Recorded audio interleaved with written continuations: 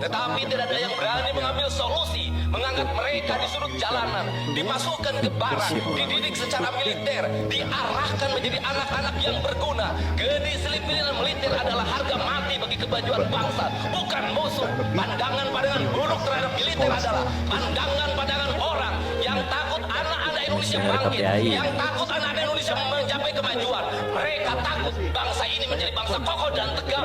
Mereka ingin bangsa Indonesia menjadi bangsa pemabuk yang setiap hari mabuk akan ilmu pengetahuan, yang setiap hari ini elit-elit politik yang menolak kebijakan Kang Deddy. Sementara hamparan kekayaan alam diambil sama mereka.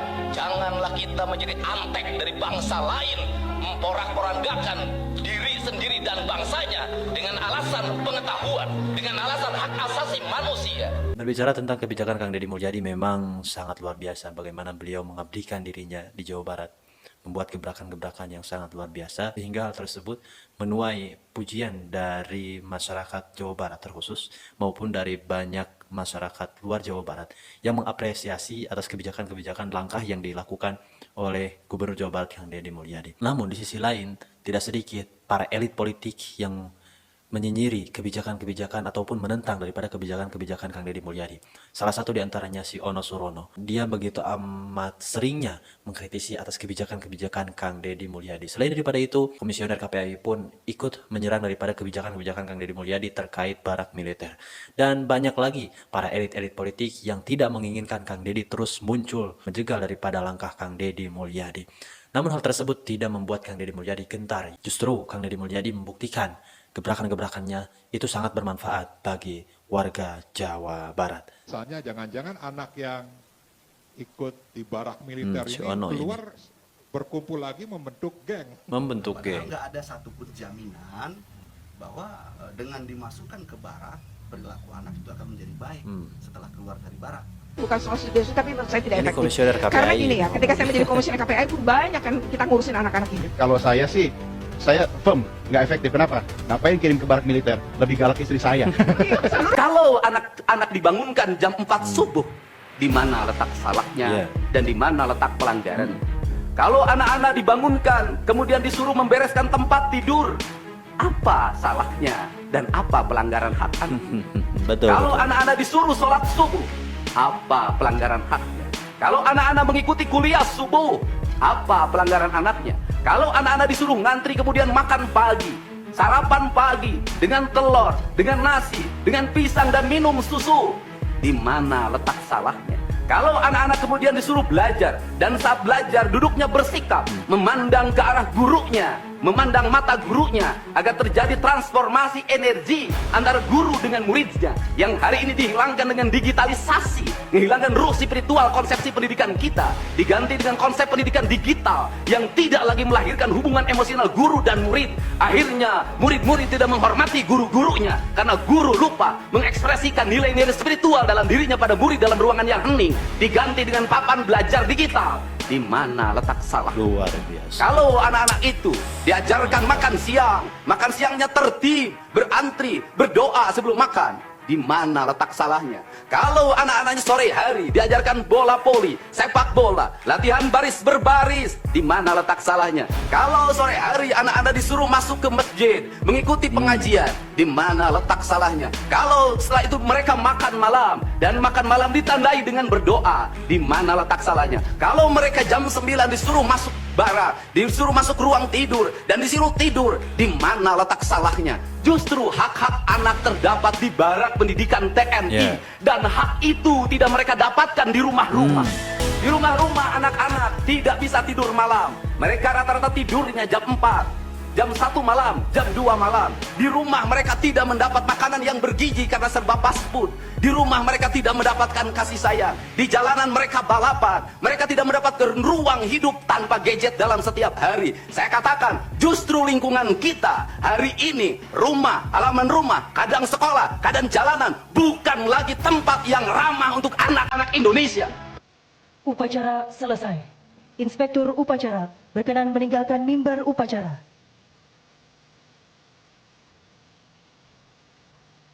Kang Deddy berhasil membuktikannya bahwa kebijakannya ini sangat bermanfaat bagi anak-anak nakal terkhusus yang dimasukkan ke barak militer.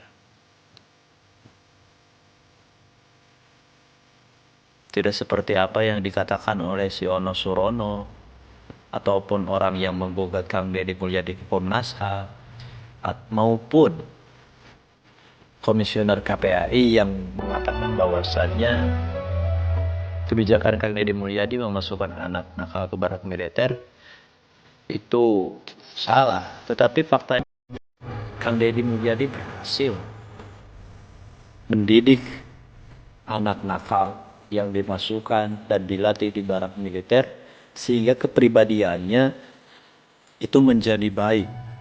Mereka tidak lagi membuat hal-hal yang negatif ya.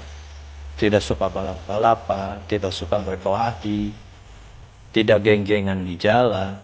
Seperti perilaku-perilaku yang mana sebelum masuk ke barak militer. Mereka setelah masuk ke barak militer jadi disiplin. Jadi begitu luar biasa ya perilakunya. Ini bagus ini ya. Nah, ini salah satu pertemuan ataupun berjumpanya orang tua dan anak yang dididik di barak militer. Tangis haru menyertai mereka berdua.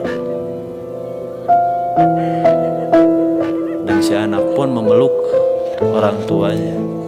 Mungkin mereka merasa bersalah karena telah bandel sebelum dimasukkan ke barak militer.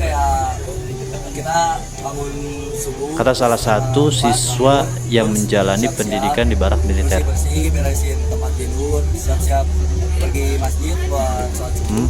Habis sholat subuh berdoa, terus balik lagi kita langsung turun ke lapangan persiapan senam pagi. Habis senam pagi selesai sampai pukul 7 kurang lebih. Begitu lanjut kita langsung sarapan pagi. Nah, habis sarapan pagi kita dikasih waktu 10 menit buat yang misalkan telat pergi ke masjid belum beres-beresin kasur. Nah, beresin kasur. Terus siap-siap buat nanti apel pagi sampai setengah 9 apel pagi, lanjut kegiatan istirahat jam 10 sampai setengah 11 makan sore, lalu habis itu lanjut kegiatan lagi kita di aula. Bisa belajar di sana tetap? Ya, belajar. Oke, senang nggak di sana, Bang? Senang.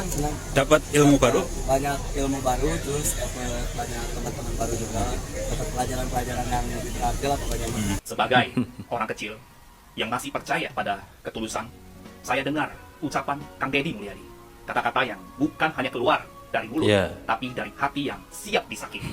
Beliau berkata, dan saya pasang badan, pasang reputasi saya dan pasang masa depan saya demi anak-anak Jawa Barat. Saya mempertaruhkan seluruh kehidupan saya demi anak-anak Jawa Barat. Luar biasa. Teman-teman, zaman sekarang siapa yang masih berani pasang badan untuk rakyat? Siapa yang rela dibenci demi melindungi masa depan anak-anak negeri? Kita selalu sering dibuai janji, tapi jarang sekali melihat orang yang rela kehilangan segalanya demi kita.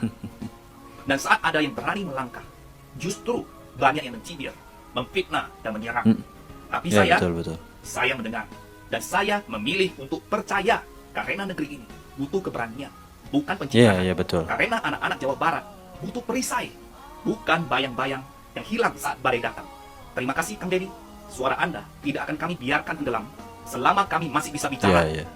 Kami akan terus menerjemahkannya untuk rakyat. Beri komentar kalau hatimu ikut bergetar. Tag sahabatmu yang masih percaya bahwa pemimpin sejati itu ada. Follow akun ini untuk terus menyuarakan harapan lewat kata, suara, dan keberanian. Ya, barak militer telah selesai dan diakhiri dengan tangisan haru. Semua orang terharu, tapi ada juga yang bad mood.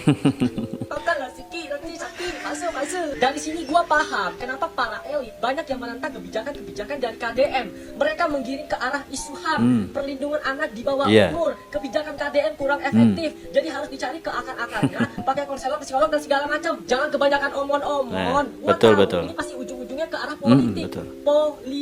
Mereka paham banget apa yang dilakukan KDM sekarang itu impactnya ke masa depan nanti. Ke banyak orang yang menjegal KDM ya. Caranya, mereka harus mencekal KDM nih dengan isu HAM, perlindungan anak di bawah umur, tapi untungnya masyarakat Indonesia udah cerdas. Masyarakat Indonesia udah gak gampang mau digiring-giring kayak gitu lagi. Ingat, hampir seluruh warga Indonesia, bukan Jabar doang, itu ada di belakang KDM. Iya, betul. Jadi siapapun yang mencoba menjelek-jelekan KDM, yang mencoba menentang kebijakan-kebijakan dia yang bagus, sudah dapat dipastikan kalian gak akan kepilih. Bersainglah secara sehat, lawanlah KDM dengan kebijakan-kebijakan dan gebrakan-gebrakan baru yang bikin Indonesia maju. Yuk, bisa yuk, semangat yuk, ditunggu gebrakan-gebrakan barunya ya.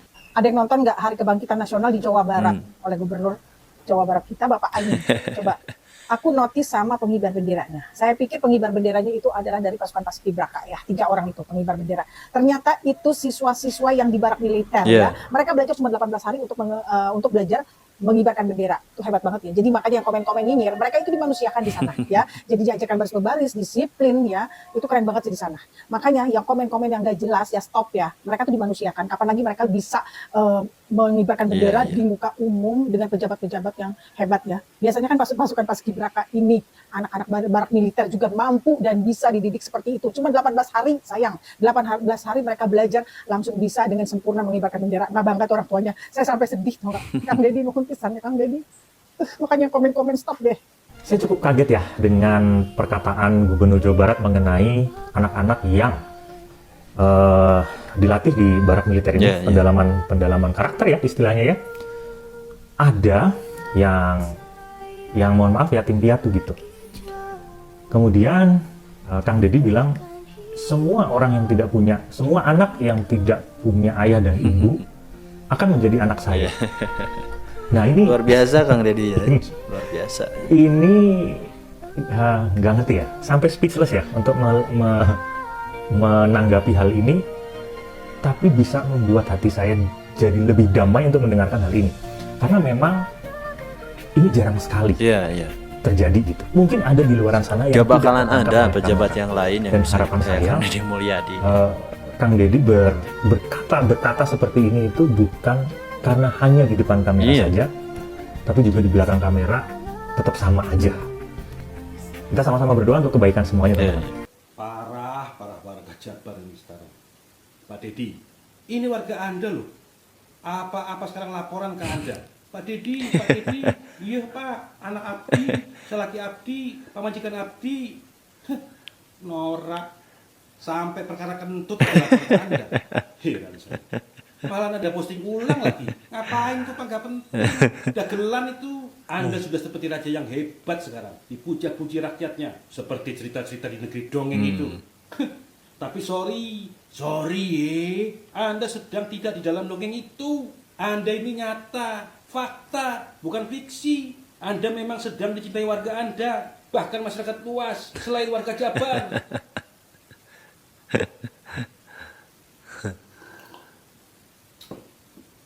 Ya tapi tetap berlebihan.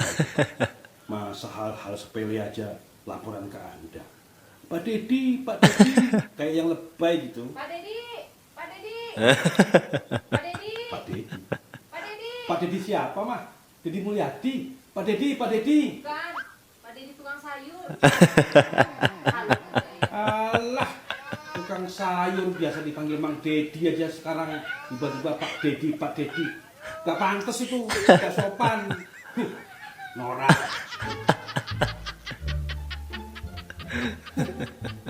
Oke teman-teman, jadi itulah ya bagaimana kita melihat gebrakan-gebrakan yang dilakukan oleh Kang Deddy Mulyadi dan juga tanggapan-tanggapan daripada masyarakat. Namun gebrakan-gebrakan yang dilakukan oleh Kang Deddy Mulyadi tidak sedikit banyak yang mencibir, banyak yang menyerang, banyak yang memfitnah ya. Dan hal-hal tersebut dilakukan oleh elit-elit politik yang mana mereka menginginkan Kang Deddy Mulyadi itu tenggelam namanya, tidak diikuti lagi banyak orang, tidak didamba-dambakan banyak orang, dan ketakutan mereka Kang Deddy Mulyadi takut menjadi Presiden Republik Indonesia di 2029. Baik sahabat-sahabat, oke teman-teman, pada video kali ini cuma sekian, mudah-mudahan bermanfaat. Bagaimana tanggapan kalian terkait tadi ya konten saya barak militer Kang Deddy Mulyadi dan juga tanggapan daripada netizen terkait barak militer? Yuk silahkan berikan komentarnya di kolom komentar. Assalamualaikum warahmatullahi wabarakatuh.